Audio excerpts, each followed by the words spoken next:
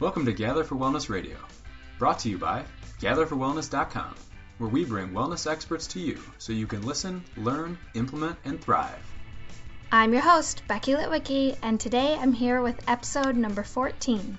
Our guest today is Beth Leah Krumbein, who is a certified health coach that specializes in helping women with crazy schedules get fit without losing their social lives. Here's a sneak peek.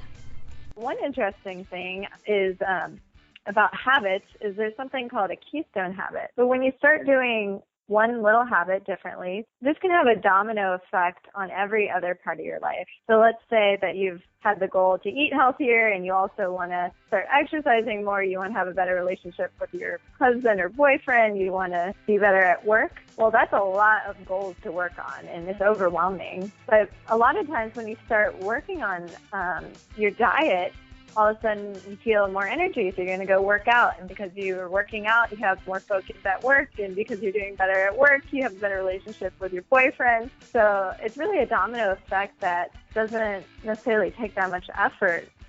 Beth, thank you so much for being here today. I'm so excited to have you. I know you've got so much great content and wisdom to share with people, so I'm really excited to get into this. Before we start with some fun questions, can you tell us a little bit about yourself and how you got into healthy eating and being a rock star at food prep? Sure. Well, I grew up and I didn't really have any trouble with my weight. I'd always been on some type of diet, though, trying to lose those 5 pounds. But when I went to the University of Arizona, I actually ended up getting a really bad stomach virus. And we have a great hospital up there, but the doctors couldn't figure out what was wrong with me. I went through so many tests. I was on antifungals, antibiotics, anti-parasite. It was crazy, and they really couldn't figure out what was wrong. And before they were going to do some more testing, I decided to get a second opinion. And I went to another doctor, and the doctor told me to change my diet. And I was so skeptical. I didn't get, food. I'm so sick. How the heck could this help me? And, yeah. I can barely go to class right now. I can't sleep. How is really, not eating cheese tomorrow going to help? But because I was in so much misery, I just decided to follow his advice, and lo and behold, it worked.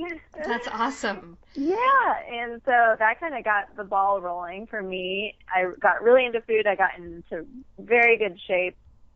Everyone was asking me what I was doing, and an interesting thing that I noticed about myself was that even though I knew what to eat to stay in shape, I would fall off the bandwagon. Mm-hmm. When exams came up or when I was stressed out, and I would go back to my old ways, even though I knew it wasn't the best way to make me feel good. Sure. So that piqued my interest in health coaching, that it wasn't only about nutrition and what you're eating, but it's a lot about your mindset.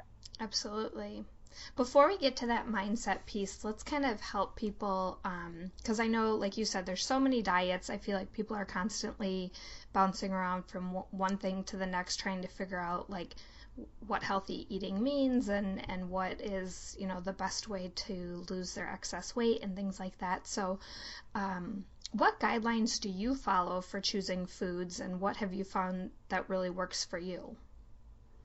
I think that the best guideline for someone that's just starting out eating healthy, they've tried diets and they've kind of maybe failed and they just want to get healthy, is to truly JERF, just eat real food. Mm-hmm. If your great-grandma didn't eat it, don't put it in your body. If it has some weird chemical in it, don't put it in your body. And I think that's an amazing start for most people, and it can be so transformative.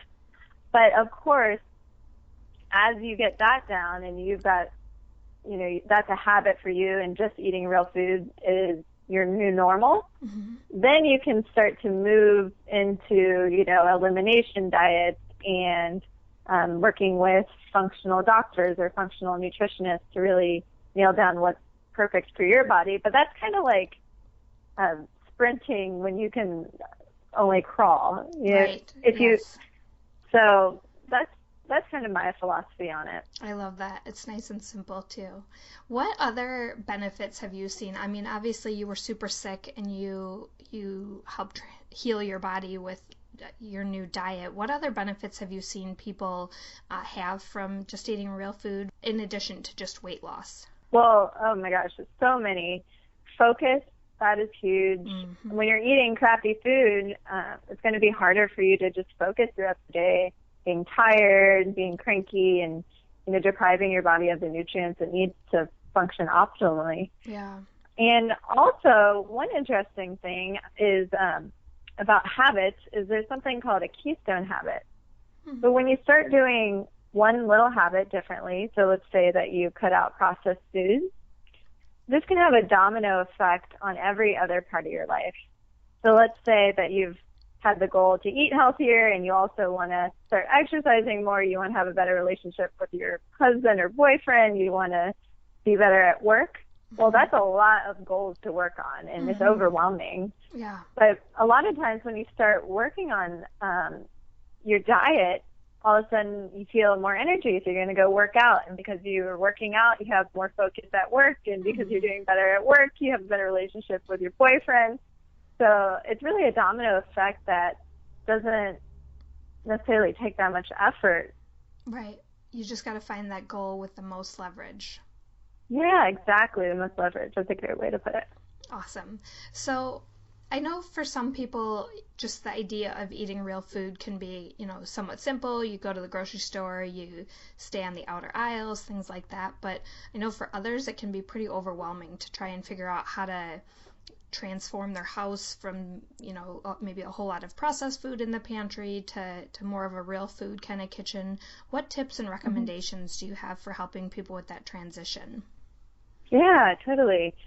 One of the biggest things you can do is go through your pantry and throw out anything that doesn't align with the JERF philosophy. So, don't think, I'm going to have that another time, or, maybe some people will come over and they'll eat it for a party or whatever. Just throw it out. You don't need that temptation in your house, especially when you're getting started. Right. Absolutely. Yeah, and another thing you can do is meal prepping. So meal prepping is basically when you prep your meals for at least one meal a week or even all your meals a week. It makes it easier because instead of thinking of having to cook your whole food, because it's not already cooked because it's not processed. Mm-hmm. So instead of having to think of, oh no, what do I eat next, and getting really desperate, having some meals already made can make all the difference. And you're a rock star at this. I saw you have an awesome video on your site that kind of walks people through how to do. You made a whole bunch of meals in that video, right? Yeah, that's a full week. What are some of your favorite go-tos for make ahead meals? Yeah, I love having a stir fry. Mm-hmm. So stir fry can just be, I usually have cut peppers, cut onions, cut asparagus, and then I have some type of meat, either beef or turkey, ground turkey, that's already seasoned and cooked, and you just put it on the pan and heat it up, and it's all ready. I love sweet potatoes, so easy to make and so delicious. God, there's so many. A good soup, especially during the winter months, in the crock pot, you can just throw it all in, and then you have something delicious to heat up when it gets cold. Of course, Lara bars and little convenient snacks to get, like fruit and kale chips, things like that. Anything that's going to be fast and convenient, especially for the snacks at the beginning. Yeah, absolutely. That can be so helpful because I know it's like when we're hungry that we tend to make the worst choices, which is also the other reason we got to get that stuff out of our house before someone else comes to take it. Oh, of course. When you're starving, there's no stopping. No, especially if you're already trying to break a habit that's ingrained. So. Totally. Good tips. What's what are some recommendations that you have for sticking with the eat real food philosophy while you're out with friends or out to a restaurant, I know that can be a really big hurdle for people to overcome. Yeah, and it kind of goes against one of your innate desires to belong in a group. Mm-hmm. And so it can really trigger a lot of emotions that are uncomfortable, and it's one of the fastest ways to get off track. So I definitely have a few tips for that. Awesome. The first would be to eat before you go out to dinner. One of the worst things to do is to be starving, and then your temptation, anything that tempts you, you're going to eat. Another thing is, if you can, pick the restaurant. So instead of maybe going to an Italian restaurant that only has pasta and pizza, go to a maybe Mediterranean restaurant that focuses more on grilled vegetables and fish, where you could really get something delicious and healthy. Another thing, this is huge. Have you ever gone for the bread basket when it's right in front of you? It's so tempting. It is so tempting. But even having it at the other end of the table instead of right in front of you can make a huge difference. And you don't have to freak out about it and make your friends feel guilty, like, oh, I can't have bread. Right. Get that away from me. You could just, but you don't even have to say anything. Just like pass it down. It's like, oh, I think he wants some bread, and just pass it down and don't make a big fuss over it. Yeah. And then the last tip is, if you do give in to temptation, if you do end up going for that bread basket, just realize that you are human. You've made not even a mistake. You've indulged a little bit, and forgive yourself instead of going, oh my God, I blew it. And it's what I like to call the what the hell effect. What the hell? I ate this piece of bread. I ruined my diet. Now I'm just going to order gelato and have the rest of the bread basket and have some wine and off the deep end. Yeah, go off the deep end. So it's okay, Yeah. Take a deep breath. Yeah. That's a great tip, because I think my husband kind of jokes around with me sometimes. He'll be like, well, just because you ate it doesn't mean you're going to get sick. Well, but I think kind of our mindset on what we expect, although, I mean, certain people are going to react regardless of how positive their mindset is about certain things. But in general, the more we beat ourselves up about it, or the more we worry that it's going to make us feel sick, those things have a strong impact on the actual outcome. Oh, so strong. I mean, just think of the placebo effect. Yeah. Powerful. Yeah.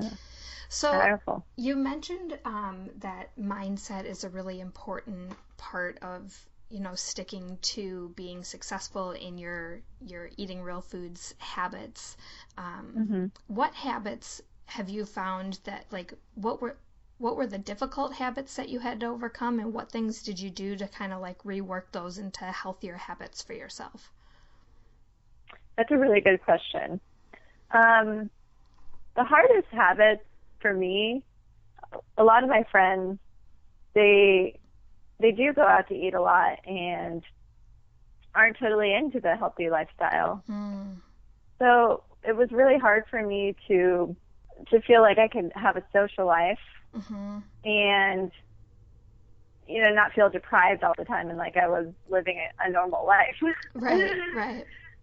So one of the habits I got into is a lot of what we talked about, picking better restaurants. I would host dinner. I still do. I host dinners at my house, and everyone actually loves it. I make really healthy dishes and kind of just slowly, and not in a pushing manner, but teach people that healthy food can taste really good.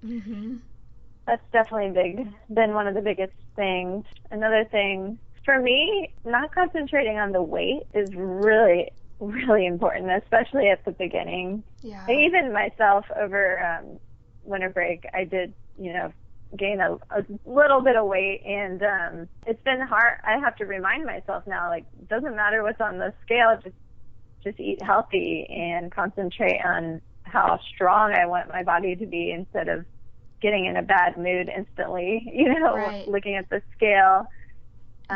If you're able to see it as a journey and not as, I'm just going to eat healthy for 2 weeks and then I'll be back on track. Really seeing it in the long term instead of the short instant gratification mindset. Those quick fixes.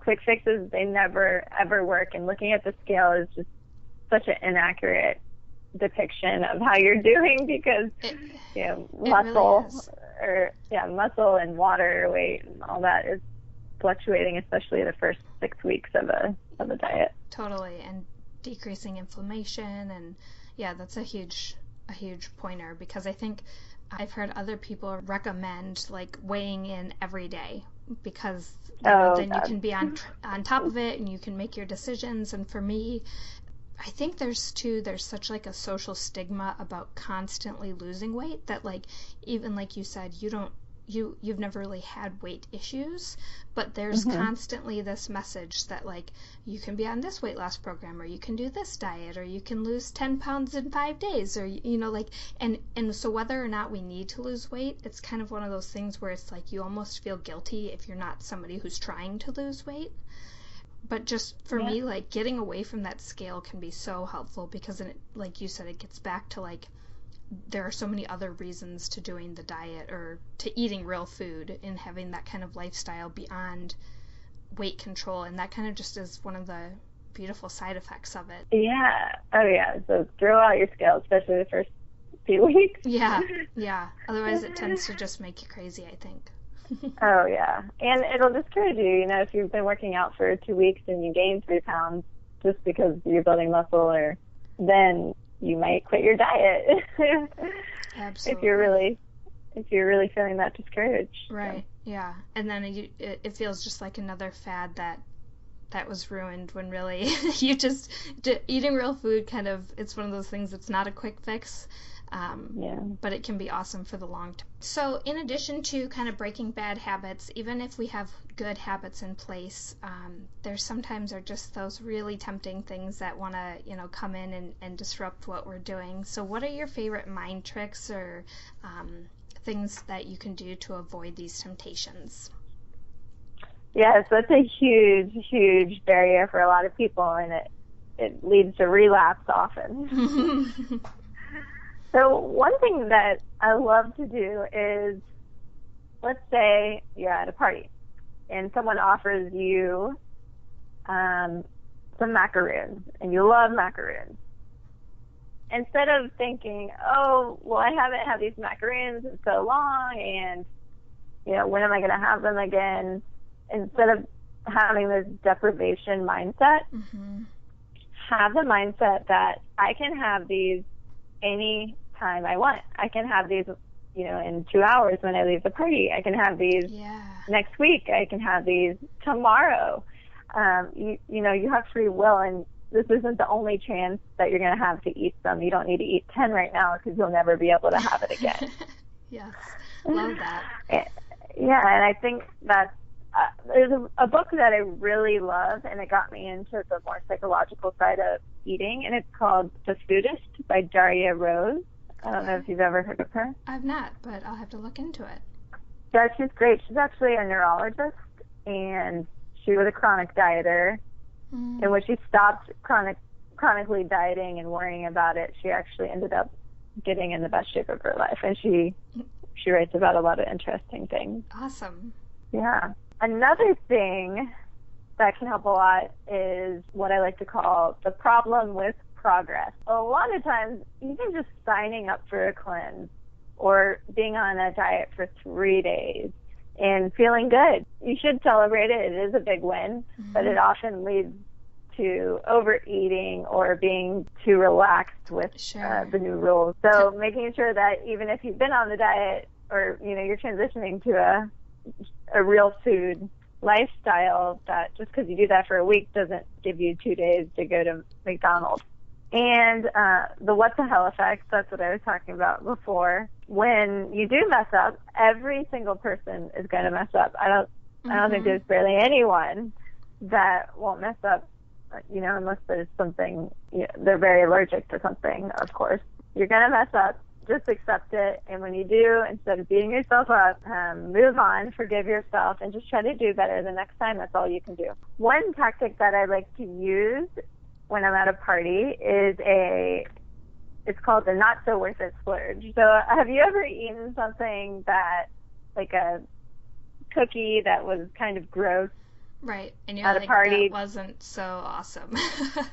Yeah, I think almost all of us go through that, and it's because we're just mindlessly eating. So what I like to call it is, that's a not so worth it splurge. Mm-hmm. There's worth it splurges that when you splurge, it should be the best thing ever. It should be your favorite ice cream. It should be your favorite drink. It should be your favorite thing in the world. Don't settle for anything less.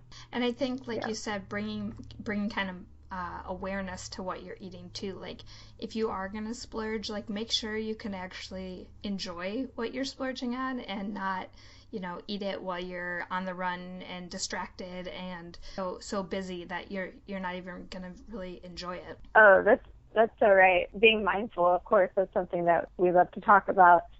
But what is really being mindful? Really look into your life. For me, I love watching shows and eating. Mm-hmm. I know that's my weakness. Mm-hmm. I'd love to put on a show and eat in front of the TV, and I notice that if I do that, I'm getting enough for more food, even when I'm not hungry, for no reason. And everyone has examples of this in their life.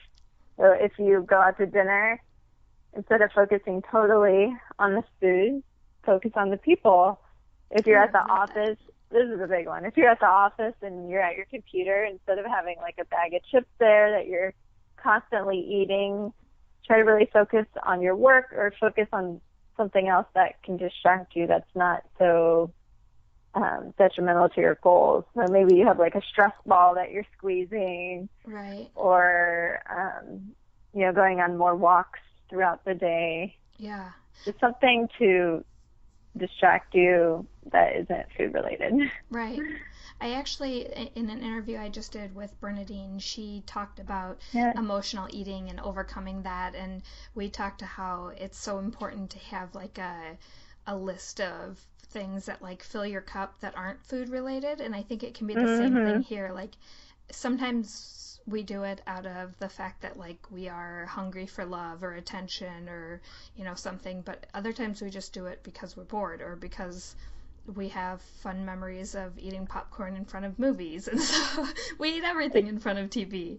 But just kind of having those other things to go to, and like those other things to reward ourselves with that aren't food related, can be super duper helpful.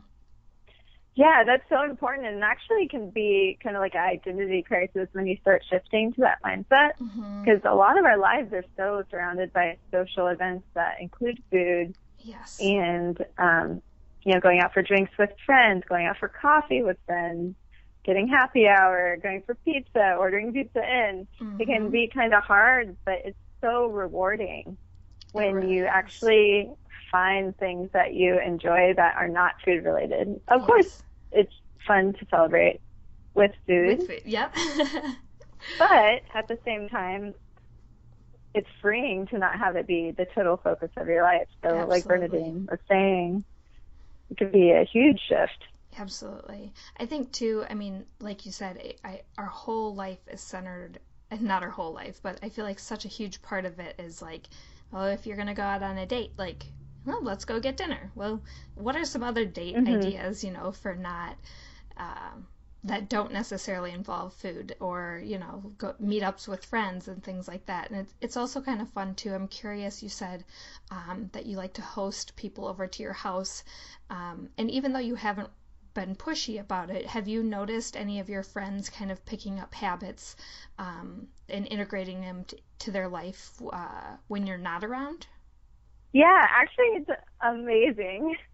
It's amazing. You don't really think you make a big difference in your friends' lives. Like, your friends tell you to do stuff all the time, and you don't do them. But I was reading this study by Dr. Hyman, or he mentioned this Harvard study, and it asked, is obesity contagious? Which sounds semi-offensive, you know? Yeah. But and what they found was, yes, it is. If your best friend is obese or overweight, you have like, I think it was like 40% more likely to be overweight. Wow. And it even happened like your best friend's friend and all that. So it's so important who you're hanging with. And I know I feel very grateful that I have been a good influence on a lot of my friends, and it's cool to see their families and their friends that maybe I'm not as close with, they start eating healthy because, my good friends stop, they refuse to have mac and cheese at night. And, so I'm just not going to eat that. And then their families are like, why aren't you eating what we've been eating for the last 15 years? And they're like, well, we should have sweet potatoes. It tastes good. Yeah, and it makes me feel awesome. Yeah, exactly. So I have seen a big shift. Have you? I have. It's been so fun for me. Like, my family has really kind of picked up some of the awesome habits. Like, my mom and dad and sister and brother-in-law came for my birthday. We had this like huge salad, and my mom made like this pot roast with roasted veggies, and it was just awesome. And she made like some paleo treats, and it was so cool. And it was just so different, what was traditional before. So we try to have some of those same elements, but kind of put a little bit more of a real food spin on them. And it's exciting. And sometimes I think they just do it when I'm around, but that's one more time that they're eating, foods that really fill their body with healthy ingredients too. And it's been fun. That's awesome. Yeah, it's an exciting thing. And I think, too, what's really cool, like you said, is to see it kind of trickle down. Like, maybe the people that are directly related to us don't... Yeah, I think that's hard in the beginning. You feel like you're the outcast, maybe, if you're the one who starts making changes. But everybody wants to do well. Everybody wants to eat healthy. Everybody wants to feel well. So as soon as they start seeing, you do those certain things and, you feeling good about the choices you're making, people want to get on board with that. So, yeah. And to add to that, one thing that I've found is really important is how you approach your friends and your family when eating healthy. I know when I first got into it, especially to my dad, I'd be like, why are you eating that? Very, very critical. Like, have you read an article on Coca-Cola? Like, how can you even put that in your body? I was so mean. Right. She would say that. So that is not a good approach, and it makes people really react negatively towards you. Yes. And not really take any of your advice for real, because they think you're a fanatical extremist. Yeah. So the best way to do anything is to just lead by example and be nice about it. Like, if you're eating, your roasted Brussels sprouts and grilled chicken breast, and someone one of your really good friends is eating like a burger with lots of mayo and whatever next to you, and they say, why don't you just have a bite to eat? Like, it's not going to kill you. You're not even fat, whatever offensive-ish things. And then instead of saying, well, I'm not clogging my artery, whatever you want to say, instead of reacting like that, it's best to just say, well, I've been trying to feel better and have more energy. Yes. So I was going to try this way out. So the way that you react and the way that you are with your friends and your family is really important. And just be gentle and non-judgmental as much as you can. Yeah, I totally agree. I think part of it too is like when you're that one who's stepping outside of the norm and making the changes. I think it's somewhat of a self-protection sort of, to kind of be like, well, I read this article and I learned about this and I heard that, and like I think sometimes we're almost still trying to convince ourselves that it's the right thing to do, especially when we're the ones feeling uncomfortable and kind of unsure and maybe still having some cravings or things like that. But yeah, the quicker we can get to that place of just doing it for the right reasons and knowing what those reasons are and kind of just doing it for ourselves and letting people ask if they want and not if they want, I think that's been super helpful in my life too. Yes, definitely. Cool. So I think we've got some really good tips here on how people can transition and have like a cleaner lifestyle as far as food goes, but sometimes it can be a whole lot easier if people just start with a clean slate, especially depending on who the person is. So you have an awesome program that you're offering to people now. Can you talk a little bit more about that? Sure. Yeah. Especially if you've tried diets before and you kind of get the hang of it and you're really wanting some structure. Mm-hmm. I have a 21-day transformational nutrition cleanse. I spent a lot of time making this so that you don't have to think about what to eat and you don't have to be confused. I have videos in there, step-by-step video guides of me telling you exactly what you need to do. I have a signature recipe book. Perfect. With delicious recipes that a lot of people like to use beyond the cleanse, and I use a lot of the recipes as well. I have a 21-day done-for-you meal plan, and these are really simple recipes that you can use. They go along with the recipe book, and it's every single meal of every single day for 21 days. That's amazing. Yeah, and then also mastery guides. I've spent a long time making sure that it's easy to read along with the videos so that you have both the visual and the guides. And I always offer a 100% guarantee money back because I'm so confident that this will help you. And if it does not help you, I definitely, want to honor that and have you try something that will help you. Right. Yeah. And you also have a group element to this, right? Some support? Yeah. I have a private Facebook group that you can ask me questions, or if you prefer not to. I know a lot of people don't necessarily want to be on Facebook when they're dieting. Mm-hmm. You can just email me any little questions that you have. I know even measuring things can be really confusing at first, even though it's second nature to us. Yeah, totally. So that's awesome. People should sign up with some friends and do it all together. They can they can have a huge impact all at the same time. Totally, and it's a lot of fun. A lot of it has the mindset stuff that we've talked about during the podcast. It's not just about the food that you're eating. It's obviously mostly about your mindset. So I dive deep into that. Awesome. If you had just 5 minutes to create better wellness, what would you do? I would start with a tiny habit, a small habit. Mm-hmm. So for me, at the beginning, that was drinking a ton of water right when I woke up. That's a huge difference really for your day, simple. Too. Yeah, huge difference. Just having that small accomplishment in the morning has meant everything for me, especially when I was first getting started.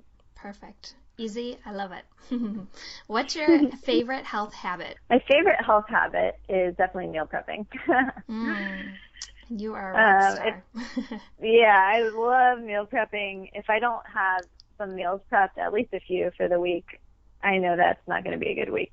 Yeah. And it's going to be an expensive week because I'm going to be eating out every single meal. Yes. Definitely meal prepping is my favorite health habit. I don't think I'll ever stop doing it. Thank you so much for being here today. I'm so excited that you've been here to share your wisdom, and I know you've got so many great tips, and we'll be sure to include links to your cleanse and your site and other places that people can reach you in the show notes so that they can continue to tap into your wisdom. Great. Thank you so much, Becky, and thank you for having this community and really providing valuable content to all the people that visit your site and your Facebook. Absolutely. I'm so happy to. We'll talk to you later, okay? Okay. All Sounds right. Good. Bye. Thank you so much for joining us for today's episode of Gather for Wellness Radio. We'd greatly appreciate if you'd leave a review over on iTunes, Stitcher, or the blog. And don't forget to share this episode with your friends, family, and on social media. We hope you'll join us for the next episode. But until then, keep being awesome. The information on this podcast and on gatherforwellness.com is not intended to replace a one-on-one relationship with a qualified healthcare professional and is not intended to be taken as medical advice. Becky encourages you to make your own healthcare decisions based upon your research and in partnership with a qualified healthcare professional. The entire contents of this website and podcast are based upon the opinions of Becky Litwicki and her guests, unless otherwise noted. The information provided is for entertainment purposes only.